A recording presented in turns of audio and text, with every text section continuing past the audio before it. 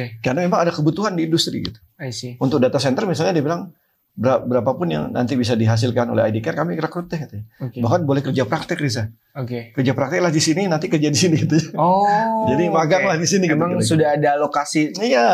Saking mereka butuhnya. Mereka melakukan intelijen terhadap Presiden SBY begitu. Dan kemudian yang melakukan balasan itu adalah newbie nih, hacker baru yang mungkin beli buku di toko buku mana gitu. How to hack gitu ya. Dalam pemahaman saya, cyber defense itu urusannya TNI. Karena dia berbicara tentang pertahanan, dia bicara kedaulatan, dia bicara tentang ketahanan negara. Tapi kalau masalah keamanan, cyber security itu memang bisa menjadi areanya BSSN. Menurut saya demikian. Selamat datang di podcast Deep Talks Indonesia. Kali ini kita kedatangan narasumber yang luar biasa, seorang guru besar dari Fakultas Teknik Universitas Indonesia yang kebetulan dosen saya juga, Profesor Kalamullah Ramli atau bisa disebut Prof Muli ya. Prof Muli. Assalamualaikum warahmatullahi wabarakatuh. Prof Muli ini baru-baru ini dapat penghargaan dari ASEAN Japan Cyber Security Community Alliance atau AJCCA sebagai country champion di cyber security gitu ya. Prof, kabar hari ini gimana, Prof? Saya sehat, alhamdulillah, baik-baik. Fit. Paling penting. Ya, Prof, jujur saya kan dulu mahasiswa profesor ya di Teknik Komputer UI ya, dan saya melihat Prof banyak sekali achievement gitu ya. Dulu pas muda ini ya, pas zaman saya nih, dulu yang men-trigger Prof untuk fokus di satu bidang cyber security itu apa ya? Bisa jelaskan latar belakangnya? Baik, dulu ketika lulus S1 di UI, saya memang bercita-cita jadi dosen. Karena jadi dosen itu menurut saya ada kebebasan. Orang kebebasan mengatur waktu, kebebasan untuk menentukan nanti saya ingin mendalami bidang apa gitu yang berpulang pada pribadi orangnya masing-masing. Saya menyenangi kebebasan itu.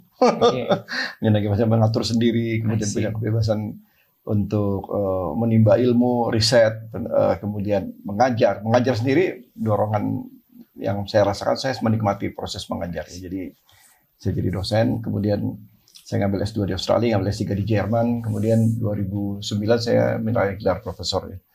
Dan 2010 itu saya diminta bantuan oleh Menteri Kominfo untuk masuk ke Kominfo sebagai staf ahli menteri.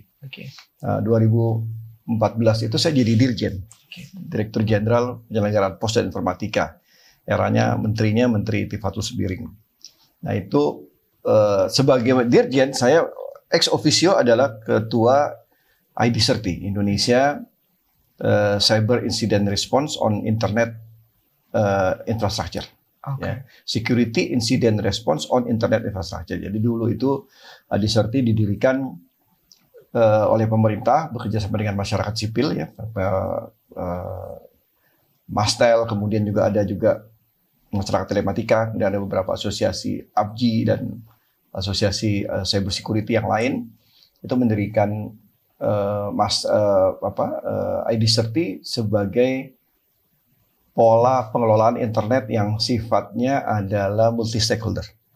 Multi stakeholder, jadi ada unsur pemerintah, ada unsur masyarakat yang dipilih oleh masyarakatnya. Di unsur pemerintahnya itu ada dirjen, dalam hal ini Dirjen Penyelenggaraan Pos Informatika. Jadi secara ofisial saya adalah ketuanya. Ya, tapi ketua hariannya itu dipilih dari masyarakat. Nah, ketika itulah saya mulai bersinggungan dengan keamanan internet. Ketika saya dirjen itu, dan saya merasa karena semakin lama internet akan semakin penting, orang semakin engage dengan internet. Dan internet ini kalau tidak hati-hati, internet itu seperti mata uang yang punya dua sisi. Nah, ada sisi manfaat yang luar biasa, tapi ada sisi risikonya berupa keamanan. Jadi saya merasa saat itu masih sedikit orang mendalami, terutama guru besar yang mendalami masalah cyber security. Jadi saya memilih untuk fokus di bidang cyber security karena saya merasa ini adalah bidang yang akan sangat dibutuhkan oleh Indonesia saat itu dan sampai sekarang dan sampai masa depan, bahkan ketika Indonesia heading towards the digital economy kan, jadi mau nggak mau harus ada digital security. Tidak terpisahkan, itu harus ada. Itu kira-kira awalnya di 2014 14 saya mendalami cyber security. Setelah itu saya mulai menerima mahasiswa S2, S3 di bidang cyber security. Sampai sekarang. Oke. Jadi dari awalnya pingin dalam artian kebebasan juga ya. Dan juga sebagai dosen untuk mengajar sampai diamanahkan di Kominfo gitu ya. Diamanahkan Kominfo di sana terbuka untuk lebih dalam di cyber security ya. Sampai saat ini menjadi guru besar gitu ya. Itu. Tapi kalau kita lihat ini Prof, tren yang ada nih saat ini untuk cyber security dari global dan Indonesia itu seperti apa ya Prof? Cyber security semakin penting sekarang karena hampir tidak ada perusahaan yang tidak kena hack, karena tidak kena insiden. Yang terakhir itu kemarin kan Deloitte. Deloitte baru banget ini di UK ya. Jadi ada kelompok hacker yang kalau tidak saya dia juga menjebol PDNS kita. Iya. Menjebol Deloitte kan ini. Jadi kalau pakar keamanan global mengatakan cuman ada dua tipe perusahaan di dunia ini dalam point of view cyber security.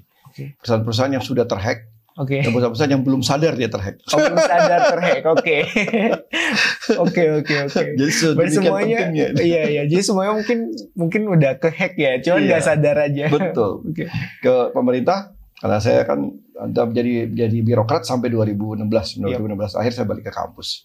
Setelah itu saya banyak membantu pemerintah jadi narasumber, jadi konsultan dan lain. Saya selalu mengatakan kepada pemerintah, Indonesia ini merdeka atas berkat rahmat Tuhan Yang Maha Esa. Jangan sampai kita aman secara cyber juga karena hanya atas berkat rahmat Tuhan gitu. Artinya kita harus berusaha lah mengamankan diri kita sebelum kita akhirnya tentu meminta kepada Tuhan ya. Iya. Oke. I see. Tapi kalau tadi ya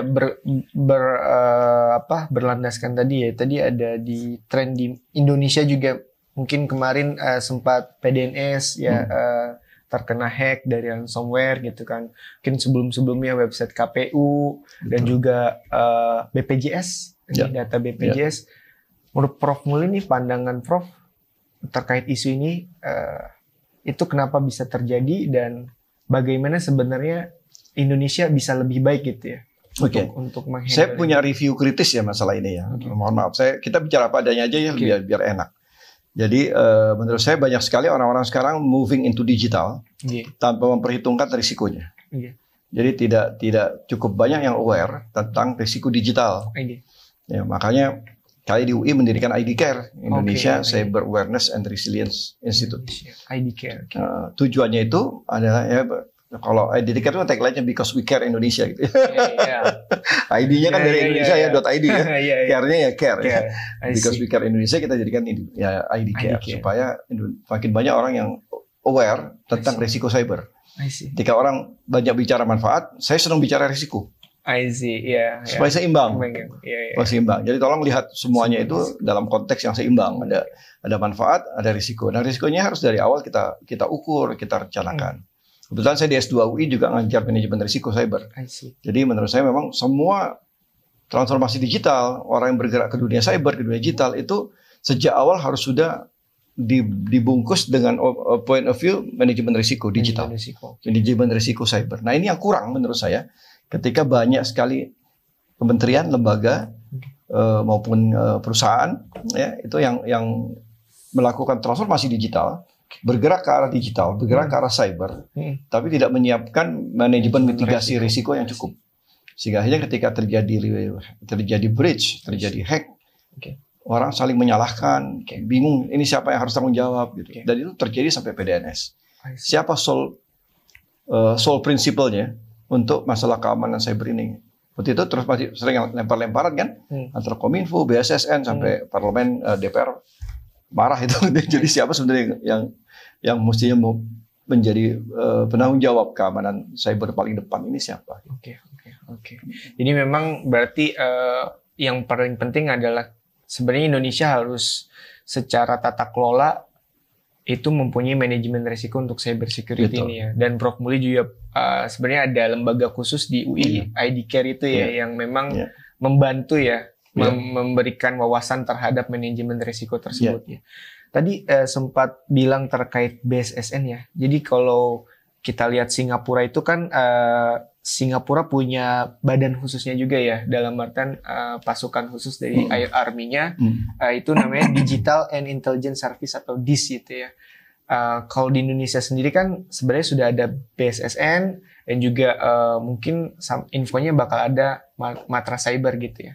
Menurut pandangan Prof ini urgensinya seperti apa gitu kan? Apakah sangat perlu untuk mendirikan lembaga tersebut ataukah ada hal lain yang mungkin bisa Indonesia lakukan ke depannya? Ya, ini isu berikutnya di Indonesia adalah pembagian tugas. Pembagian tugas dalam masalah cyber ini. Siapa yang bertugas untuk menjaga keamanan cyber? Siapa yang bertugas dalam bidang pertahanan cyber? Itu jadi antara cyber defense sama cyber security. Kalau dalam pemahaman saya, cyber defense itu urusannya TNI. Karena dia berbicara tentang pertahanan, dia bicara kedaulatan, dia bicara tentang ketahanan negara. Tapi kalau masalah keamanan, cyber security itu memang bisa menjadi areanya BSSN. Hemat saya demikian. Harus dibagi memang tugasnya. Jadi kalau keamanan sama seperti Polri dan TNI lah. Kalau keamanan dalam negeri itu kan Polri, kira-kira. Kalau kejahatan dan lain-lain itu Polri yang turun tangan. Tapi kalau itu sudah menyangkut kedaulatan negara, attack atau defense, itu kemudian harus TNI yang berhadapan kalau udah urusannya dengan state sponsor threat ya, ancaman yang disponsori oleh negara. Itu kan kalau Amerika menganggap itu sebagai penyataan perang buat Amerika. Sebagai sponsor cyber threat, cyber attack. Itu Amerika menyatakan ini siapapun yang menyerang Amerika dari sisi cyber dan itu adalah state sponsor, disponsori oleh negara. Itu adalah penyataan perang yang jelas untuk Amerika gitu. Betul. Indonesia harus punya itu. Jadi matra cyber saya menganggap diperlukan. Biasanya juga diperlukan untuk urutan yang non military. Mereka lembaga yang berbeda tujuannya berarti ya. Kalau kita bilang regulasi pemerintah gitu kan, tadi kan lembaga ya, dan regulasinya kan sebenarnya untuk tadi ya balik lagi untuk case yang data breach gitu ya, itu kan ada UU PDP ya. Kebetulan saya lihat juga Prof nih sempat diundang juga ke KSP ya untuk membahas terkait ini. UU PDP ini menurut Prof seperti apa ya saat ini untuk mekanismenya gitu ya, dan bagaimana sebenarnya UU PDP ini bisa membantu masyarakat Indonesia untuk benar-benar secara aman ya terlindungi data-data pribadinya seperti itu. Undang-undang PDP menurut saya milestone yang sangat penting buat Indonesia. Karena sebelumnya Indonesia tidak punya undang-undang yang mengatur seluruh sektor secara komprehensif tentang perlindungan data pribadi. Dan ini menandakan Indonesia sekarang sudah sejajar dalam masalah personal privacy and protection, personal data privacy and protection dengan negara-negara lain, termasuk Uni Eropa, Amerika dan negara maju yang lain. Dan ini milestone yang penting, memang dibutuhkan. Karena sekarang ini dengan data pribadi yang bocor, orang bisa melakukan apa saja atas nama kita. Nah itu yang berbahaya. Orang bisa melakukan pinjaman atas nama kita, orang bisa melakukan kejahatan atas nama kita, karena semua bocor data pribadi kita. Ya, dan itu bisa sampai itu bisa mengancam jiwa. Ya. Kalau kemudian minjam kredit ke bank atas nama kita, pinjol misalnya yang sekarang mudah sekali diakses, lalu datanglah debt collector, padahal kita nggak pernah minjem, itu kan bisa stres. Banyak juga yang udah bunuh diri ya, naudzubillah min dzalik. Banyak juga yang punya stres, gila dan lain-lain karena masalah-masalah itu. Jadi bahaya sekali pencurian data pribadi itu. Kalau kita tahu dia bisa, saya menganggapnya ancamannya bisa sampai ancaman jiwa. Ya, kalau pinjamannya besar, kita stres, kita sakit dan seterusnya, bisa kehilangan nyawa. Begitu juga kalau kemudian itu berkait nanti dengan debt collector yang kasar dan lain-lain, itu juga banyak orang yang tidak kuat ya. Kita lihatlah. Sekarang ini banyak orang gantung diri, nauzubillah gara-gara misalnya bunuh diri gara-gara pinjaman online dan lain-lain. Jadi ini masalah serius ya. Digital ini sekali lagi risikonya banyak. Termasuk pinjaman online itu risiko digital.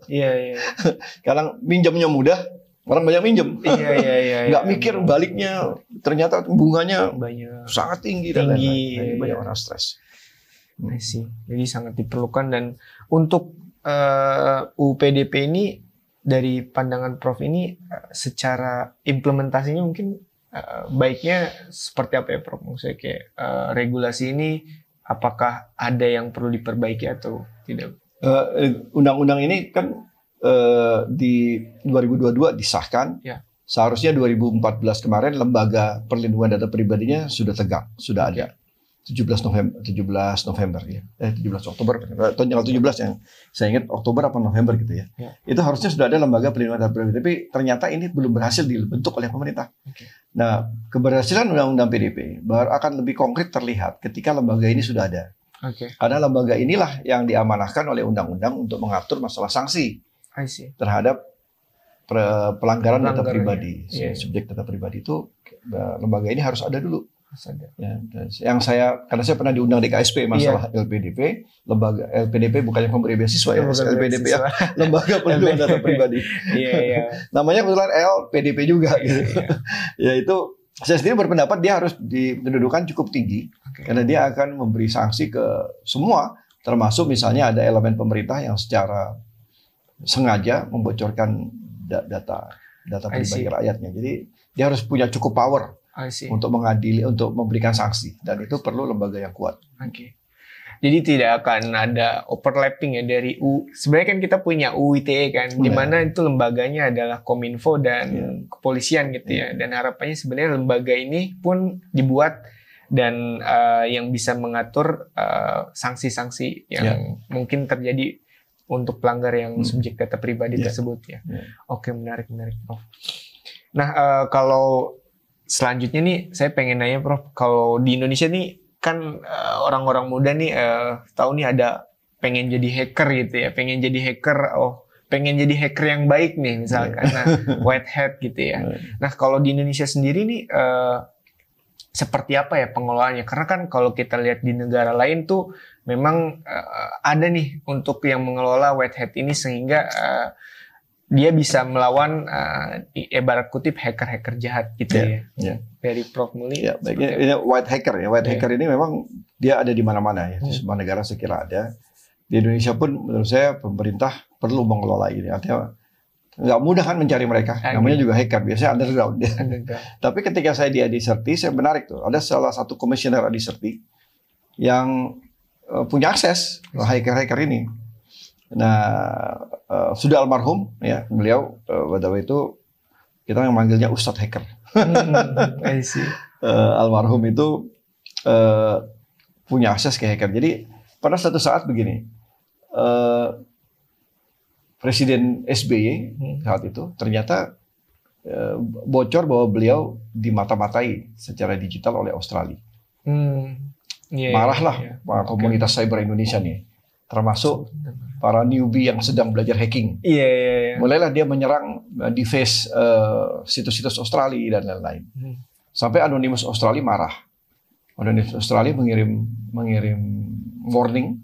Indonesia harap berhenti melakukan serangan terhadap fasilitas pemerintah kami gitu, karena sebenarnya kasus kebocoran intelijen Presiden SBY waktu itu menjadi subjek intelijen. Saya sih menganggap begini ya, yang namanya intelijen itu memang tugasnya seperti itu. Dia berusaha menjaga keamanan negaranya melalui proses-proses intelijen terhadap negara-negara yang dianggap bisa saja menjadi sumber ancaman bagi negaranya. Cuman waktu itu quote-unquote sialnya itu kebongkar tuh bahwa mereka melakukan intelijen terhadap Presiden SBY waktu itu. Dan kemudian yang melakukan balasan itu adalah newbie nih, hacker baru yang mungkin beli buku di toko buku mana gitu. How to hack gitu ya. Hack for beginners gitu. Sama Anonymous Australia dianggap ini hacking awalan lah gitu ya. Hacking permulaan gitu. Tapi karena jumlahnya banyak, biasa kan netizen kita kan luar biasa. Ini. Semangatnya kalau udah membuli orang kayak wasit Bahrain kemarin. Iya, dia sampai kena mental ya. Betul. Jadi waktu itu, lalu kita Adiserti waktu itu bilang ke Ustadz Hacker ini almarhum, ini kita harus redam ini serangan-serangan yang karena nasionalisme aja gitu, patriotisme anak-anak muda mungkin. Dia lalu mencoba punya akses ke dunia bawah tanah gitu untuk meredam itu supaya Anonymous, karena Anonymous mengancam dia akan membalas. Anonymous Australia akan membalas, melakukan hacking terhadap lembaga-lembaga pemerintah Indonesia yang termasuk yang vital gitu. Menarik. Jadi itu perlu diredam. Itu perlunya ada cert di level government cert di level pemerintahan. yang berfungsi sebagai country coordinator. Sekarang ini itu di bawah BSSN. Oh, oke. Sebenarnya kalau ada insiden cyber, ini bisa koordinasi antar negara. Oke. Karena cyber insiden itu kan borderless. Borderless. Jadi kalau ada insiden antar negara, ya para CERT-nya negara inilah yang kemudian saling berkomunikasi supaya itu tidak menjadi ketegangan diplomatik yang tidak diinginkan oleh kedua negara. I see. Oke. Menarik. Jadi memang koordinasi untuk mengkoordinir para aspirasi netizen yang pengen jadi hacker ini perlu juga ya, ada lembaga dan organisasinya. Dan sebenarnya sudah ada di BSSN ya harusnya itu. Country coordinatornya, maksudnya itu di pembinaannya tuh musimnya saya pernah dengar BSSN juga melakukan pembinaan itu ya. Oke, Prof.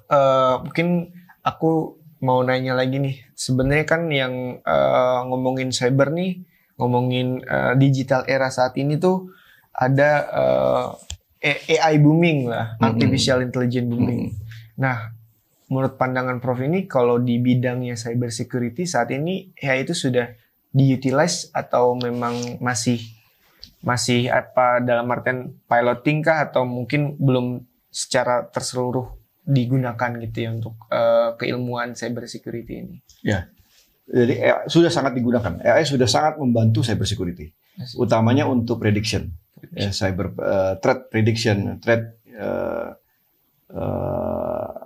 anticipation, ya. Itu sudah menggunakan mining, menggunakan data mining, sudah menggunakan AI untuk bisa memprediksi adanya threat atau tidak ya. Karena dia intrusion detection system juga sudah banyak menggunakan AI untuk mengenali pola intrusi yang mungkin terjadi. Jadi AI sudah sangat digunakan di bidang cyber security dan tidak terelakkan penggunaan AI itu karena jumlah datanya juga semakin besar ya.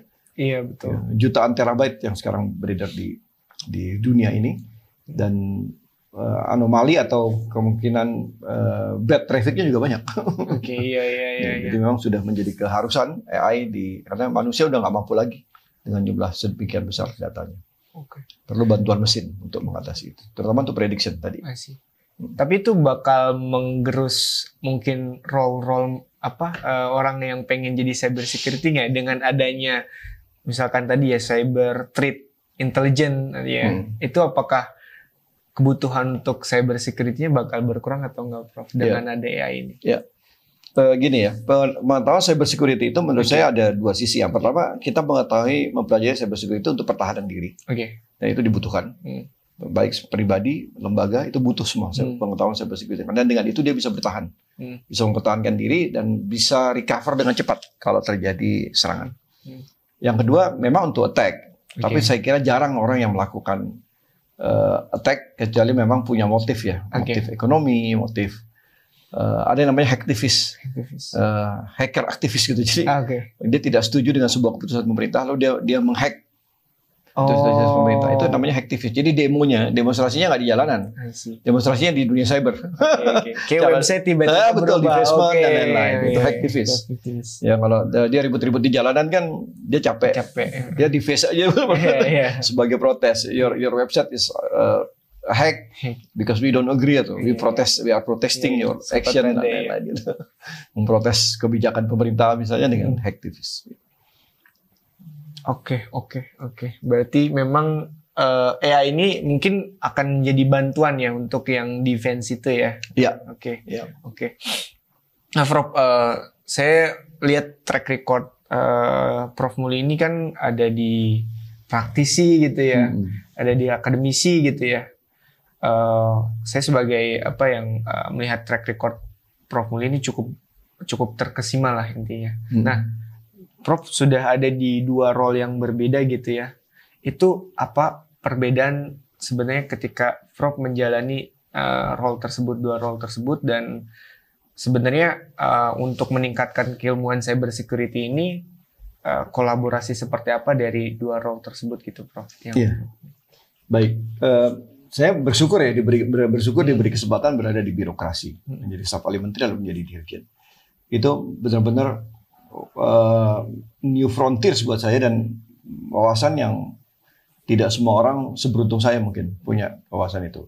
Kalau dosen itu umumnya sangat teoritis, sangat kampus, sangat idealis ya. Begitu saya jadi birokrat, jadi staf ahli menteri, jadi dirjen, saya melihat dunia nyata, dunia industri, dunia pemerintahan yang mengatur industri, dan itu menurut saya luar biasa. Dan itu saya bawa ke kelas, pengalaman itu kan dari saya pernah saya ajak, saya bawa ke kelas, dan itu menurut saya memberikan wawasan yang saya berharap bagus buat anak-anak saya, buat mahasiswa saya, karena dia belajar dunia nyata gitu, dari pandangan dosennya yang punya pengalaman di dua role itu. Nah, jadi sangat membantu ya. Kayak cyber security itu dia tidak bisa hanya dipelajari, dia harus di training, disimulasikan, bahkan didemonstrasikan. Jadi ada satu hal yang mungkin orang lupa, belajar membangun cyber defense itu penting, tapi melakukan drill, melakukan penetration test, melakukan simulasi serangan itu jauh lebih penting daripada sekedar berilmu tentang cyber security. Karena kalau di Fakultas Teknik ya, saya itu kan kita punya hidran pemadam kebakaran. Di dalam pemadam kebakaran itu selalu diuji dua kali dalam setahun, supaya kalau ada kebakaran kita memastikan hidrannya bekerja. Ya, di cyber security juga demikian. Bagaimana kita menguji cyber defense kita, cyber security kita bagus, harus diuji dengan serangan, penetration testing, incident simulation dan lain-lain. Jadi semua alat-alat pertahanan itu termasuk cyber security harus diuji. Dia tidak bisa berupa tumpukan kertas teoritis dihafal tanpa pernah diuji. Maka untuk menguji ini perlu orang-orang praktis, orang-orang praktisi yang memang punya pengetahuan bagaimana menguji pertahanan cyber sebuah kementerian, lembaga atau universitas. Ya. Dan itu perlu diadakan drill test, diadakan penetration test, diadakan simulation test, supaya termasuk orang yang mengalami insiden terlatih. Kalau ada insiden, dia harus melakukan apa? Apa yang harus dilakukan pertama kali? Mengisolasi insiden misalnya, supaya tidak meluas kemana-mana. Lalu mematikan sistem, dimatikan sementara supaya diatasi dulu ini yang kena hack, yang kena attack ya. Setelah itu bisa direcover, baru pelan-pelan sistem dinyalakan lagi semua. Dan itu butuh latihan. Ya, kayak orang berenang, dia udah hatam nih baca buku praktis renang, terus dia bisa sambil nggak di kolam dia bisa mempraktekkan bagus, cemplungin di air tuh. Tenggelam ya kalau nggak ini. So jadi memang dua itu penting ya Prof. Tapi memang kalau di bidang cyber security ini praktis itu lebih penting juga gitu ya, untuk tahu tadi ada penetration testing di mana kondisi-kondisi yang mungkin akan terjadi itu kan, jadi kita lebih tahu dalam kondisi cyber security itu. Menarik Prof. Mungkin aku mau nanya nih terkait aku sebagai pemuda dan juga ada mungkin teman-teman di luar sana yang memang terinspirasi gitu ya dari Prof nih, jejak track record Prof Muli sebagai guru besar Fakultas Teknik, pernah jadi staf ahli dan juga jadi dirjen di Kominfo. Itu seperti apa nih anak muda sekarang, netizen saat ini untuk belajar terkait cyber security ini gitu kan? Apakah ada urgensinya nih kita pemuda untuk belajar terkait ini, dan gimana nih kalau misalkan kita sebagai pemuda pengen nih punya kayak track record kayak Prof Muli ataupun spesialisasi di bidang-bidang yang mungkin mereka pengen gitu. Iya, baik. Wah, peluang kerjanya besar banget. Saya sempat bingung ketika Gen Z banyak yang menganggur gitu ya. Menurut saya kalau di bidang cyber security Anda nggak bisa nganggur. Saya punya pengalaman. Yang pertama hasil penelitian World Bank yang disitir oleh Presiden Jokowi di pemerintahan yang lalu ya. Indonesia butuh 9 juta digital talent dalam 15 tahun.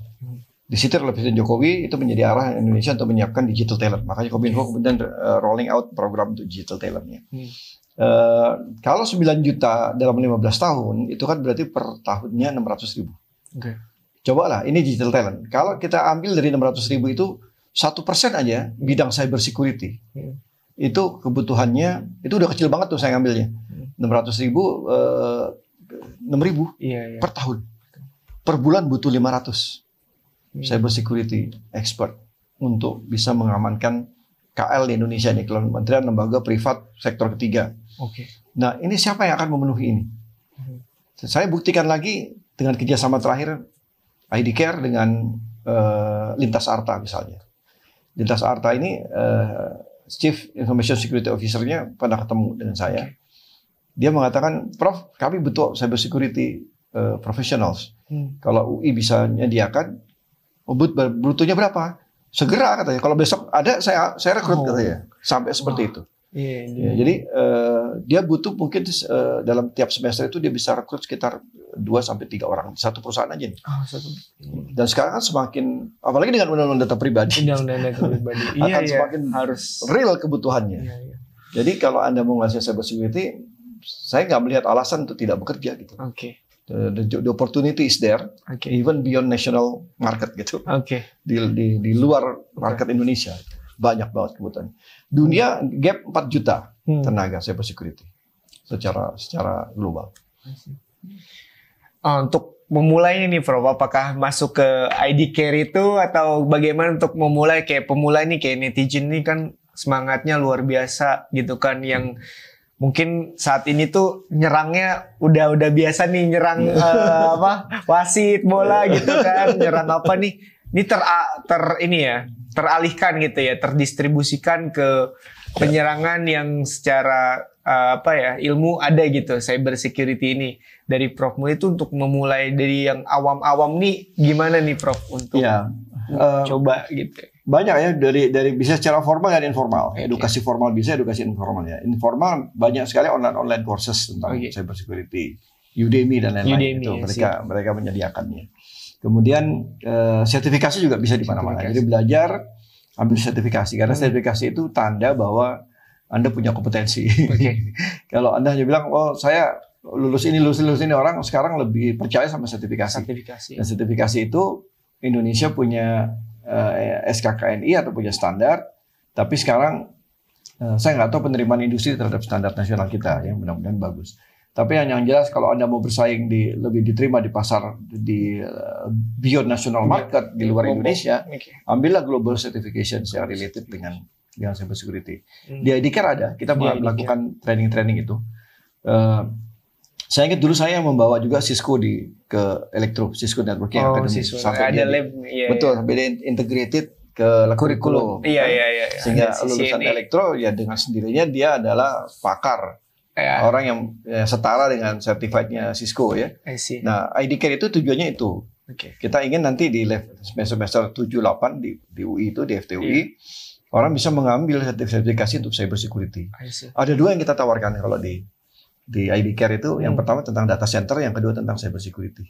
Ini yang kebutuhannya real di masa mendatang ini, dan anak-anak bisa. Itu terbuka untuk umum kah? Ada jalur umumnya, terbuka untuk umum. Terbuka untuk umum. Jadi memang kalau memang mau belajar nih, salah satunya ya tadi ya ada dari Udemy ataupun platform online yang lain, ataupun kalau secara profesional mengambil sertifikasi ini ada di ID Care, di mana tadi ada terkait data center juga gitu ya di sana ya. Ini kayaknya udah cukup banyak nih Prof belajar nih, kayak belajar dulu kuliah dulu kan. Prof Muli ini ngajar kebijakan publik dalam teknologi informasi ya. Jadi kayak ini sekarang nih udah berapa SKS nih belajar Prof Muli terkait cyber security nih. Dan saya mau satu lagi menambahkan. Sekarang saya mengembangkan industry driven kurikulum. Kurikulum yang di-drive oleh industri, karena kerjasama saya dengan ID Pro misalnya, Indonesia Data Center Provider Association yang saya ikut mendirikan, lalu kedekatan saya dengan dunia cyber. Jadi kurikulum di ID Care itu kita menyebutnya industry driven kurikulum, kurikulum yang di-drive oleh industri. Karena memang ada kebutuhan di industri gitu. Untuk data center misalnya dia bilang berapapun yang nanti bisa dihasilkan oleh ID Care, kami rekrut deh katanya. Bahkan boleh kerja praktek, Riza. Kerja praktek lah di sini, nanti kerja di sini gitu. Jadi magang lah di sini. Memang gitu. Sudah ada alokasi. Saking mereka butuhnya tenaga data center. Selama 5 tahun ke depan mungkin dan 10 tahun ke depan kebutuhan cyber security ini cukup tinggi gitu ya. Dan kalau memang masuk kayak ke pembelajaran, kalau bingung misalkan start awalnya dari mana, mungkin bisa tadi Udemy atau ID Care ini, karena di ID Care sendiri sudah ada platform untuk kerja praktik sekaligus magang. kerja praktik atau magangnya tersebut yang mungkin bisa jadi full time gitu ya di bisa perusahaan akhirnya seperti itu. Oh menarik sekali nih. Kayak ini itu untuk mungkin para fresh graduate gitu ya, para lulusan-lulusan yang mungkin memang masih bingung, belum ada titik-titiknya ini untuk menghubungkan karirnya kemana, mungkin bisa start di cyber security ini karena demand-nya cukup luar biasa ya. Sangat besar. Itu aja Prof kalau dari podcast hari ini, dan sebelumnya terima kasih banyak Prof sudah sharing. Semoga apa yang kita sharingkan hari ini di Deep Talks Indonesia bisa benar-benar bermanfaat bagi masyarakat Indonesia. Untuk para penonton mungkin jangan lupa terus lihat YouTube kita di Deep Talks Indonesia, dan jangan lupa follow dan subscribe. Mungkin Prof Muli ada satu patah dua kata? Ya, saya pesan kepada generasi muda Indonesia, semangat terus mencari ilmu ya, dan menambah kompetensi kalian, karena terutama yang bersinggungan dengan dunia digital, yang cyber security termasuk di dalamnya, karena masa depan kita ada di sana. Masa depan kita salah satunya yang paling signifikan nanti ada di dunia digital. Semua bertransformasi digital. Dan salah satu poin penting dari transformasi digital adalah cyber security. Cyber security menjadi bagian tidak terpisahkan dari transformasi digital. Jadi tekun saja di sana, mudah-mudahan peluang kerja kita, peluang untuk memperbaiki karir, ekonomi, sosial kita ada di sana. Terima kasih. Ya, terima kasih Prof Muli. Semoga setelah ini mungkin ada ratusan atau ribuan cyber security baru yang menjadi expert seperti Prof Muli ini. Ya, terima kasih banyak Prof. Ya, sama-sama. Terima kasih.